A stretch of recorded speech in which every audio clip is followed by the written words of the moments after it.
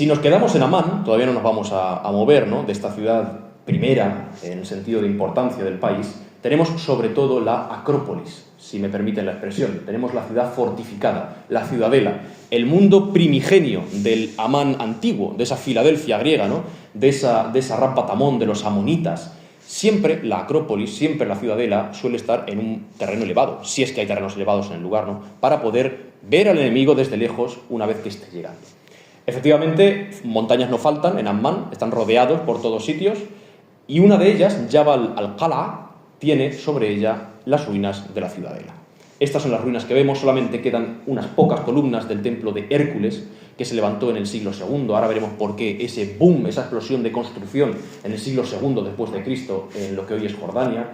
Vemos incluso restos de una estatua colosal de Heracles, ¿no?, de Hércules, vemos los dedos solamente. Pero como decíamos, Jabal Ammán, esa ciudadela primigenia, es un palimpsesto, es decir, tiene capas de todas las eras de la historia reciente y no tan reciente. Si avanzamos unos metros, nos movemos temporalmente, nos adelantamos 1000, 1500, 800 años en algunos casos en la historia y llegamos a la época musulmana. Nos encontramos el germen de las ciudades palaciegas que tenemos, por ejemplo, en Al-Ándalus, como Medina Zahara. Esto fue la ciudad palaciega, solamente queda la sala de recepciones, ¿no?, pero la ciudad palaciega que hubo en la montaña de Ammán, en la ciudadela, fue el germen, como decimos, fue el ensayo de lo que después, unos años después, unas décadas después, se hizo en Al-Ándalus, en la otra punta del califato omeya. Nos encontramos lugares, efectivamente, pues con una relevancia en la historia muy importante, porque al fin y al cabo, aunque uno no ve aquí ningún tipo de similitud en lo que es Medina Zahara hoy en día, cabe reseñar que esto ha sido reconstruido, que esto ha sido derribado en muchos puntos. Esa cúpula, por ejemplo, es moderna, y lo que vemos hoy en Medina Zahara pues no deja de ser un pobre reflejo de lo que un día debió ser. Nos encontramos incluso en la montaña de Ammán, en esa ciudadela, los restos de las tragedias de Filadelfia, de las tragedias de Rapatamón, de la Ammán antigua, incluso de la Ammán bizantina, porque antes de ser musulmana fue cristiana, ¿no?, y fue bizantina. Vemos las balas de catapulta aquí como adornos del jardín o de uno de los jardines de la ciudadela. Efectivamente, nadie se ha preocupado en quitar eso de ahí porque pesa mucho. Cada piedra pesa bastante y es bastante grande. Cada una puede superar un tamaño a este. Por lo tanto, simplemente se quedaron allí, en el asedio en el que fueron empleadas, y actualmente sirven, bueno, pues como parte de testimonio de esa parte de la historia, pero también como adorno. Esa es la vista que tenemos en el otro lado de la diapositiva desde la ciudadela de Ammán. Vemos que en la profundidad hay un valle, ¿no?, vemos que hay una depresión que vuelve a elevarse, y vemos incluso el teatro romano, ¿no?, que aprovechó esa especie de caída de la montaña, y precisamente en ese valle teníamos, hace unos 50-60 años, un río que ha sido canalizado y que actualmente está enterrado en tubos de hormigón en el subsuelo de Jordania. Pero no podemos olvidar que eso, efectivamente, era o fue en un día un valle con un propio río. Encontramos también otras ruinas muy interesantes, bastante deterioradas, de época romana, como el Ninfeo. El Ninfeo es siempre una fuente monumental, dedicada a las ninfas, unas deidades menores del mundo grecorromano que viven siempre en lugares con agua, en ríos, en pantanos, en fuentes, y que suelen ser beneficiosas, ¿no? Muchas veces pues encarnan el amor, encarnan la pasión, encarnan la timidez, incluso ese deseo adolescente, ingenuo, pero nunca suelen ser seres malévolos, ¿no? Dedicado, como decimos, a las ninfas, y una fuente, lo más importante, de uso público. Es un edificio público. Los señores de Rapatamón, antes de que llegaran los romanos, tenían que buscar agua en el río y subir la montaña, las mujeres, con los burros, con los cubos y con las herramientas que tuvieran en ese momento, cargados de agua. En el momento en que llega a Roma, hay que pagar un impuesto, estás bajo un poder extranjero, pero tienes una fuente monumental, tienes una fuente de granito rosa traído desde Egipto, tienes una fuente de mármol, además que sobra el agua y se va hacia unos desagües que se vuelven a reaprovechar en la agricultura. Efectivamente, pues vemos que Roma, por donde fue pasando, fue civilizando, ¿no? Dejó un rastro de sangre, como cualquier imperio, pero indudablemente fue civilizando, porque incluso a día de hoy tenemos los restos de esa civilización. Observen este teatro, el Teatro de Ammán, con una capacidad de 6.000 personas, construido en el siglo I o II después de Cristo. Es un teatro que, como digo, aparte del anterior que hemos visto, se sigue usando hoy en día para actos oficiales, para visitas de Estado, para entregas de premios, para graduaciones, para conciertos, etc. Quiero que se fijen en esa plaza y quiero que se fijen en el tamaño de las personas que hay en esa plaza, que es la plaza hashemita, en comparación con este con este edificio. Y quiero que se acuerden de esta imagen. Estamos ante un teatro, ¿de acuerdo? 6.000 personas. A apenas 10 metros, 15 metros saliendo por la parte de la izquierda, uno se encuentra esto. Bueno, este es el mismo teatro, ¿no? Otra perspectiva. Se encuentra esto. Un teatro pequeño, una copia en miniatura de ese teatro magno, esa especie de coloso, ¿no? De piedra caliza, que tenemos apenas, como decía, a 20, 30, 40 metros como mucho. O sea, está al lado, es el edificio de al lado. ¿Qué sentido puede tener construir un teatro diminuto al lado de uno enorme? ¿Por qué no ampliaron unas gradas más? ¿O por qué no se apretaron un poco más? Bueno, nada que hicieran los romanos era por gusto. Tiene un sentido pragmático, y es efectivamente que el Odeón, que es el nombre que recibe este edificio, tiene un uso completamente diferente al del teatro.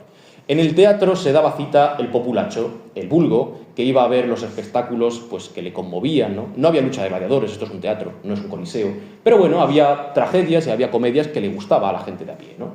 Sin embargo, aquí se daban cita a los intelectuales, aquí había recitales de poesía, aquí había conciertos de música que podríamos llamar hoy, ¿no?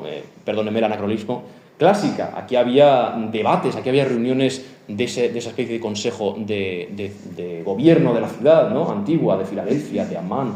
En fin, es un lugar destinado más a la cultura y a las musas que al vulgo, como veíamos en el teatro anterior. Aún así, da cabida a 500 personas, es bastante grande también.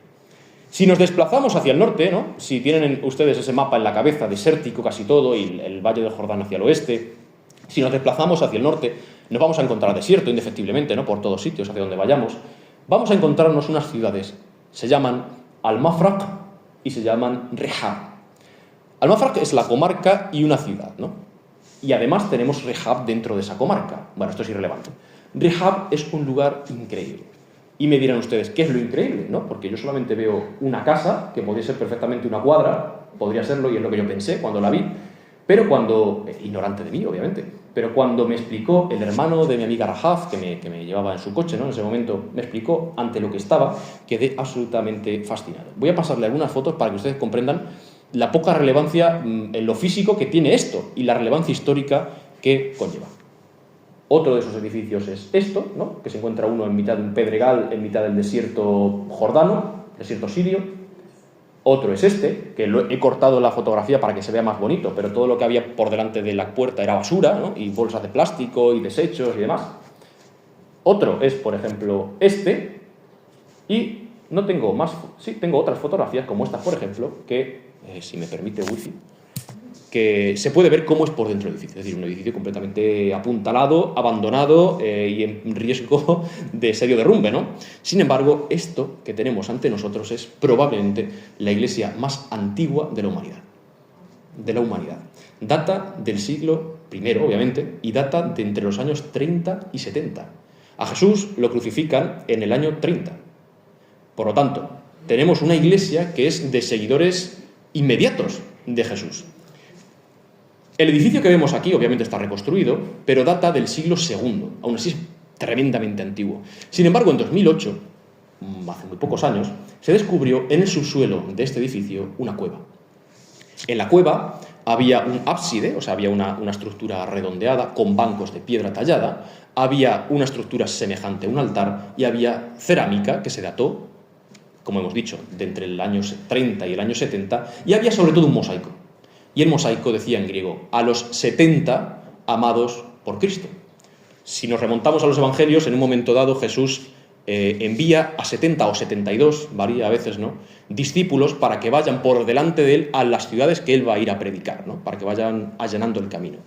¿Quién sabe si esos 70 que comandó o que envió directamente y personalmente Jesús sean esos 70 a los que se dedica esta iglesia que se edificó, como decimos, entre el año 30 y el año 70? Año 70 se destruye Jerusalén, quizá acogería a esos primeros cristianos que se metían en el subsuelo, porque no olvidemos que corrían peligro de muerte. Además, estamos en mitad del desierto, estamos en un lugar tremendamente apartado. Para que ustedes sepan dónde es esto se llama Rehab, es un lugar diminuto en mitad de la nada, pero tiene 30 iglesias bizantinas. Por lo tanto, estamos hablando de un núcleo cristiano muy antiguo, muy antiguo. Si seguimos andando por el campo, nos encontramos en puntos aleatorios que emergen ruinas, ¿no?, en los alrededores de esas 30 iglesias, o de los restos que quedan de esas 30 iglesias. Y estas fotografías en concreto las tomé dentro de la finca, dentro del olivar, de esta familia que les comento que tengo como contacto, ¿no? En Jordania, mi amiga Rahaf. Bueno, pues me enseñaron su olivar y dentro de su olivar pues resulta que había algo que yo, sin ser arqueólogo, creo que se parece bastante a lo que hemos visto ahora, hace un segundo, y que muy probablemente sea una iglesia bizantina o quizá más antigua. Una iglesia que tiene, vemos, un hoyo en su interior y una iglesia que, según me dijo su familia, que tampoco quería hablar mucho de eso por si entraban las autoridades, ¿no?, a investigar allí y les arrancaban los olivos, pues en ese hoyo precisamente decía el padre de mi amiga que había mosaicos, que salían teselas. Estamos hablando de un lugar muy rico en historia.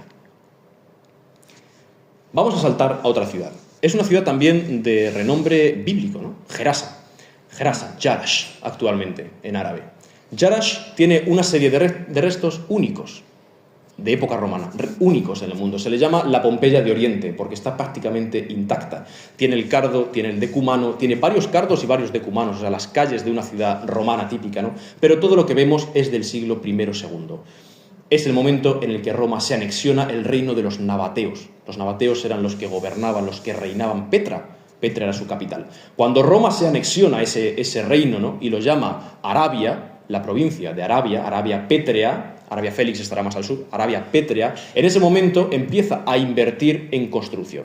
Ya que hemos apaciguado a estos bárbaros, vamos a invertir a continuación en el imperio.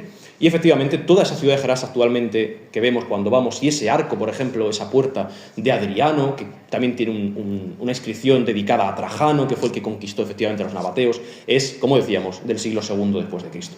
Cuando uno avanza, después de esa puerta de Adriano, se encuentra la plaza oval. Esa plaza que ustedes ven con una curvatura, una forma muy extraña. Las plazas romanas solían ser cuadradas, pero por un defecto de angulación entre el templo de Zeus, que se encontraba en la montaña, y el cardo y el decumano, que bajaban, es decir, las calles de norte a sur y de este a oeste, que bajaban con una rectitud espartana, tremenda, por ese pequeño error de ángulo tuvieron que hacer la plaza redonda, para disimularlo. Si hay un error de ángulo en una estructura cuadrada, se ve mucho más fácilmente que si la estructura es redondeada y además ovalada. Bien, si seguimos por esa plaza hacia adelante, estamos moviéndonos hacia el norte en todo momento, ¿de acuerdo? Nos encontramos el Cardo Sur, porque vamos hacia el norte, partimos desde el sur.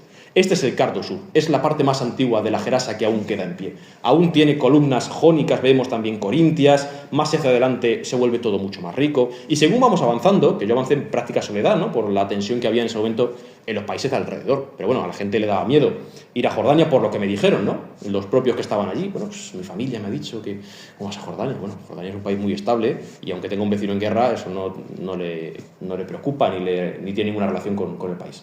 Bueno, como decíamos, si seguimos avanzando por ese cardo máximo, ¿no?, sur, nos encontramos con restos de esa Gerasa monumental, como otro ninfeo, una fuente pública, para que la gente no tuviera que hacer ese largo recorrido, romana, y nos encontramos también con la entrada a templos majestuosos. Vemos estas escalinatas, ¿no?, todavía queda en pie parte de la columnata, etc.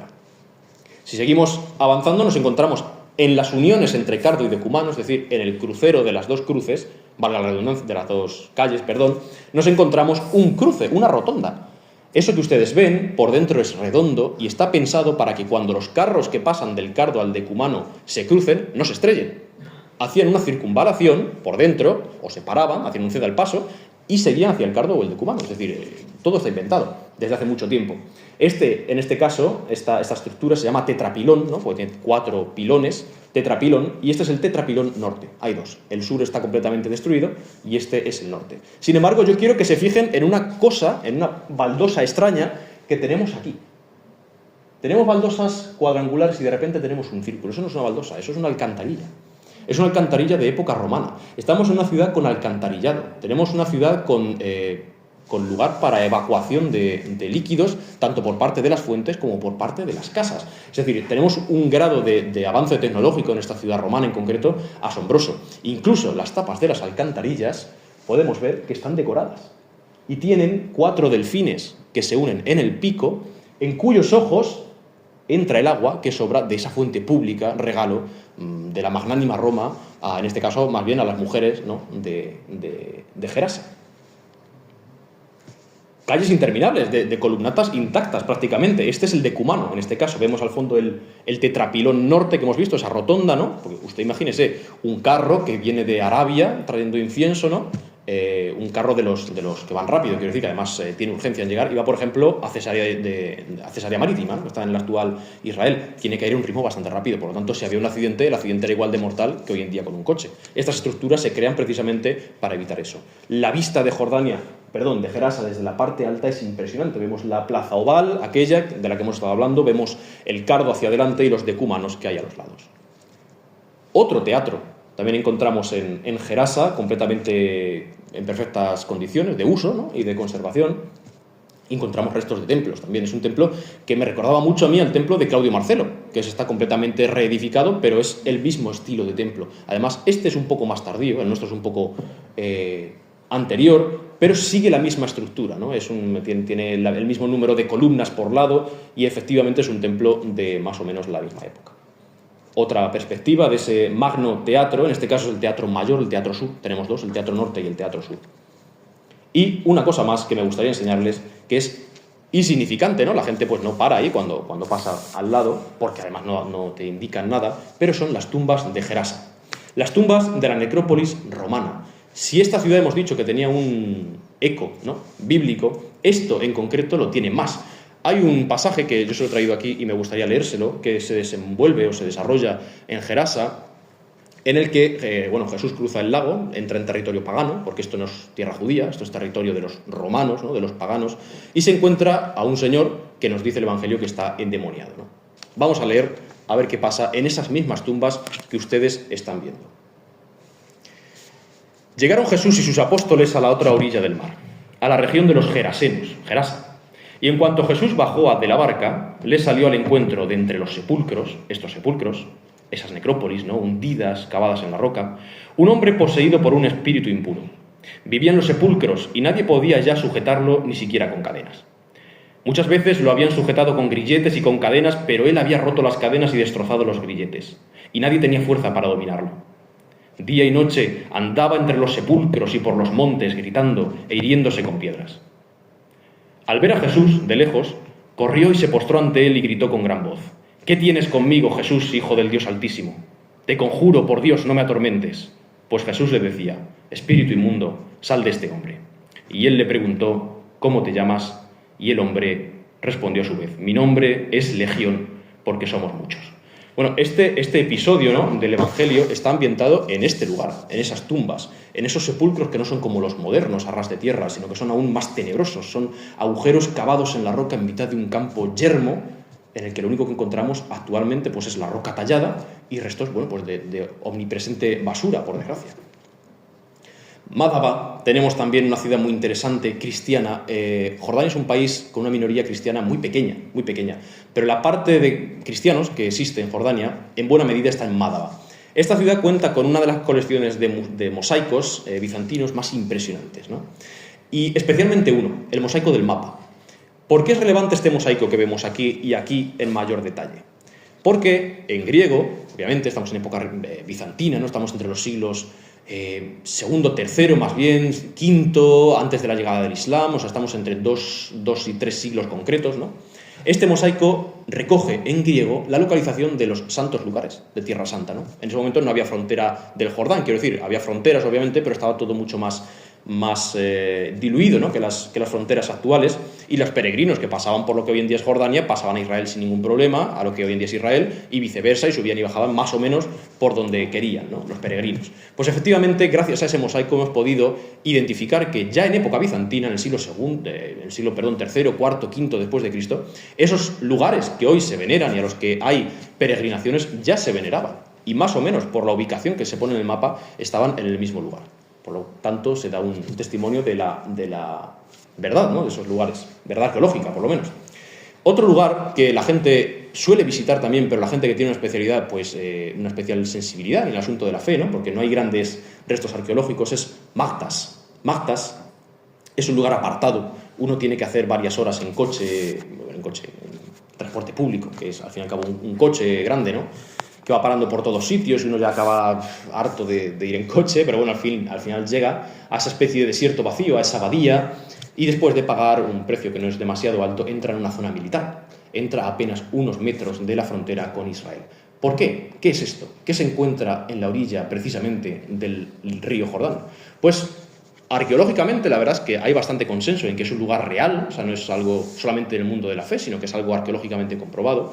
Es el lugar en el que Jesús recibió el bautismo, ¿no?, de Juan el Bautista. Jesús acude al Jordán y Juan lo bautiza. Hay un memorial del bautismo en la parte israelí, en la parte judía, y hay otro en la parte jordana. Yo accedí a la jordana, que además es, según me han dicho, bastante más auténtica, ¿no? Es más natural, todo más agreste, no está tan preparado. Porque cuando yo avanzaba en medio de ese bosque de taráis, que es como se llaman esos árboles, ¿no?, pues me daba la impresión de que aquel lugar era muy similar a lo que debió ver Jesús y a lo que debieron ver los discípulos de Juan, porque al fin y al cabo vemos un bosque ribereño en el que nadie en su sano juicio en el siglo I se hubiese ocurrido meterse solo, porque era un lugar en el que habitaban leones, era un lugar en el que habitaban panteras, en el que habitaban bestias de todo tipo, indeseables. Este es el lugar exacto. ¿Por qué se sabe que en ese lugar exactamente pasó lo que hemos dicho? Bueno, hay testimonios desde el siglo II de peregrinos que iban a hacer, como decíamos, ¿no?, pues viajes con un sentido religioso a este punto exacto, y había una tradición local de los monjes que ya habitaban allí desde, como hemos visto, desde el año 30, desde el año 70, de que ese precisamente era el lugar en el que el bautismo de Juan había tenido lugar. Vemos 4 pilones y vemos algo de agua en el centro que es artificial. Ese agua no ha llegado ahí por el Jordán, porque el Jordán hace mucho tiempo que dejó de pasar por ahí. Los ríos cambian, ¿no?, su curso. Sin embargo, si uno, como decíamos, pues tiene algún tipo de sentimiento religioso cristiano, pues puede renovar las promesas del bautismo a orillas del Jordán. Uno se bautiza una vez y ya está, ¿no? No se puede bautizar más veces, es absurdo. Pero puede renovar las promesas del bautismo, es decir, puede decir, yo confirmo que lo que mis padres hicieron conmigo de pequeño, yo lo quiero seguir haciendo, ¿no?, y me comprometo a seguir esa línea. Y efectivamente, bueno, pues es lo que hice yo, y es lo que os voy a enseñar después de leeros un pequeño texto, que es lo que pasó precisamente a orillas de este río tan importante, ¿no?, para la historia de la humanidad, en medio de esta charca casi seca a día de hoy. Y es el bautismo de Jesús, que decía el pasaje de la siguiente manera. Entonces Jesús vino de Galilea, a donde estaba Juan, al río Jordán, para ser bautizado por él. Pero Juan se le oponía diciendo, yo necesito ser bautizado por ti, ¿y tú vienes a mí? Pero Jesús le respondió, deja ahora, porque así conviene que cumplamos toda justicia. Entonces Juan accedió, y Jesús, después de ser bautizado, subió del agua. Y he aquí que los cielos se abrieron y vio al Espíritu Santo que descendía como una paloma y venía sobre él. Y hubo una voz en los cielos que decía, este es mi Hijo amado, en quien tengo complacencia. Bueno, no me voy a meter ahora mismo en esto porque no tiene nada que ver la charla, la daré con gusto en otra ocasión, pero si ustedes se fijan, lo que dice el texto del Evangelio, lo que dice es que Jesús vio los cielos que se abrían, no dice que los cielos se abrieran. Es una experiencia de fe lo que está teniendo Jesús dentro de sí. El símbolo que tenemos aquí es la paloma. La paloma es el símbolo de la querencia al nido en el mundo judío. Es el animal que siempre vuelve a su nido.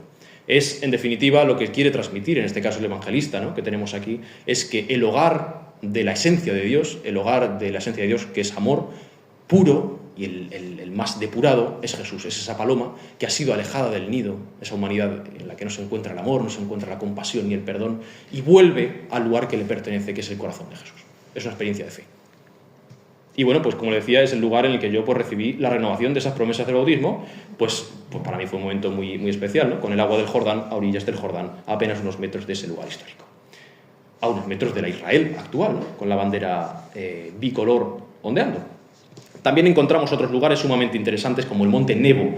Estamos muy cerca de Israel, muy cerca de Tierra Santa, por lo tanto, todos los lugares que vamos a ver van a tener una relación mayor o menor con los pasajes bíblicos. El monte Nebo se dice que es el lugar en el que Moisés, el patriarca, ¿no?, que en la historia de la Biblia, en el Éxodo, guía al pueblo judío hasta Israel, hasta la tierra prometida, murió. Se dice que Dios lo castigó por una serie de acciones, lo castigó con no entrar en Tierra Santa, pero le dio la oportunidad de verla desde la cima de un monte, ¿no? Ese monte es el monte Nebo, que actualmente tiene una efigie, una estatua de una cruz con una serpiente enrollada. Esto a la gente le parece algo muy extraño, ¿no? Es verdad que es algo extraño, ¿no? La cabeza de la serpiente coincide con la cabeza del crucificado de Jesús. ¿Esto qué es? Bueno, pues es una similitud, es una semejanza entre la cruz, efectivamente, identificable con facilidad, y la serpiente del Éxodo. Hay una historia en el Éxodo que dice que cuando los israelitas cruzaban el desierto se quejaron a Moisés de que las serpientes le picaban, ¿no? Porque había serpientes y las pisaban y les salían al paso y le picaban. Y dice el Éxodo, bueno, pues que Dios le dijo a Moisés que hiciera una efigie de una serpiente, ¿no?, enrollada en un báculo, y que con mirarla solamente pues la gente quedaría curada de esas picaduras. Bueno, en recuerdo a eso se hizo esta efigie mezclando la imagen de Jesús con la imagen de esa serpiente salvífica, ¿no? Como diciendo, como transmitiendo, queriendo transmitir que esa imagen que tenemos en la cruz es la salvación auténtica y definitiva. Es un lugar, efectivamente, que visitó en el año 2000 el Papa Juan Pablo II. ¿Ustedes lo ven ahí? En la cima del Monte Nebo, en un lugar pues, que sigue exactamente igual que en aquel momento. ¿Qué altura tiene el Monte Nebo? El Monte Nebo no es excesivamente alto, no supera demasiado los 1000 metros, no llega a los 1000 metros, pero tenemos un problema, que lo diré a continuación, y es que nos encontramos frente a una depresión de más de 400 metros, que es el Mar Muerto. Por lo tanto, cuando uno sube al Monte Nebo, le da la impresión de que está en la cima del mundo, porque se suman 400 metros a la altura ya del monte. Entonces llega creo que a los 1200 metros de altura. O sea, con la diferencia si sumamos el Gor, ¿no? Que es como se llama esa depresión del Mar Muerto. Esa es la vista, como decía, que tuvieron los israelíes, o que tuvo los israelitas, mejor, o que tuvo Moisés antes de morir, en la que Dios le dijo, puedes ver la tierra prometida. Aquí era un día de bruma, con polvo en suspensión, pero si hubiese sido un día claro, se vería el río Jordán, se vería incluso el desierto del Negev, ¿no? En actual zona israelí, se vería el Mar Muerto, puedes ver la tierra prometida, pero morirás aquí. Bueno, ese texto del libro del Deuteronomio, en fin, es el último texto el último texto que yo voy a leer, y además es el último texto de la ley judía, ¿no? Del Pentateuco, de los 5 libros sagrados. Dice de la siguiente manera, ambientándose en este lugar. Subió Moisés de los campos de Moab, es decir, todo lo que vemos ahí enfrente, fértil, llanuras de cultivo, al monte Nebo, a la cumbre del Pisga, que está frente a Jericó. Jericó se ve enfrente, se ve el brillo de sus techos actualmente. La tierra de Efraín y de Manasés, toda la tierra de Judá hasta el mar occidental, el Negev y la llanura del valle de Jericó, la ciudad de las palmeras hasta Zohar. Y le dijo el Señor, esta es la tierra que juré a Abraham, a Isaac y a Jacob, diciendo, a tu descendencia se la daré. Te he permitido verla con tus ojos, pero no pasarás allá. Así murió allí Moisés, siervo del Señor, en la tierra de Moab, conforme al dicho de Dios. Y se lo enterró en el valle, en la tierra de Moab, enfrente a Bet Peor, y ninguno conoce el lugar de su sepultura hasta hoy. Era Moisés de edad de 120 años, es decir, número 12, un número muy ligado con la tradición judaica, ¿no? De 120 años cuando murió. Sus ojos nunca se oscurecieron ni perdió el vigor. Y lloraron los hijos de Israel a Moisés en los campos de Moab 30 días. Así se cumplieron los días del lloro y el luto de Moisés. Y nunca más se levantó profeta en Israel como Moisés, a quien haya conocido el Señor cara a cara. Bueno, vemos paisajes en los que están ambientados esos textos, ¿no? Bueno, alguien me dirá, bueno, pues yo es que no me lo creo. Bueno, da igual, porque estamos hablando de pasajes y de asuntos que han marcado la historia de nuestra civilización, ¿no? Crea usted o no crea, eso es indiferente. Y estos textos han marcado la historia no solo de nuestra civilización, sino de todas las civilizaciones casi del mundo, ¿no? Desde los musulmanes hasta los judíos, pasando por los cristianos. Ese es el mismo texto. Esto es lo que se encuentra uno en la cima del Nebo, se encuentra el internet carga poco. Es esa iglesia, ¿no?, que conmemora ese lugar, que actualmente está custodiada por los franciscanos. Tenemos un olivo que plantó el mismo Juan Pablo II en su visita. Tenemos mosaicos bizantinos con un grado de detalle increíble, ¿no? En perfecto estado de conservación, además, porque son más recientes. No llegan a los 2000 años de las iglesias de Rihab, sino que rondan los 1500 en torno a esa edad. Y casi por último nos encontramos con el Mar Muerto, ¿no? Es un enclave especialísimo, me parece un lugar increíble en el que nos encontramos solamente un mundo de sal. No hay vida en el Mar Muerto, aparte de unas pocas bacterias halófilas que se llaman, ¿no? Que aman la sal en griego, que soportan esa salinidad, no es que estén a gusto, es que la soportan, pero nada más aparte de esas microalgas y esas bacterias halófilas consigue sobrevivir en las costas del Mar Muerto. Además, no es un lugar en el que haya solo sal de mesa, sino que es una especie de sopa mortífera, ¿no?, en la que se dan toda suerte de sales, se dan lugar allí. Por ejemplo, tenemos cloruros de sodio, ¿no?, que es la NaCl, tenemos la sal de mesa, pero tenemos también los cloruros de calcio, tenemos bromuros, tenemos cloruros de potasio, tenemos una suerte de compuestos que lo que hacen es que el agua tenga un tacto aceitoso. Cuando uno se entra, no siente que esté mojándose, se siente que se moja, pero es como algo aceitoso, algo pringoso, y además hace, obviamente, que se desencadene una serie de reacciones en la piel, que se llaman en química exotérmicas, es decir, que liberan calor,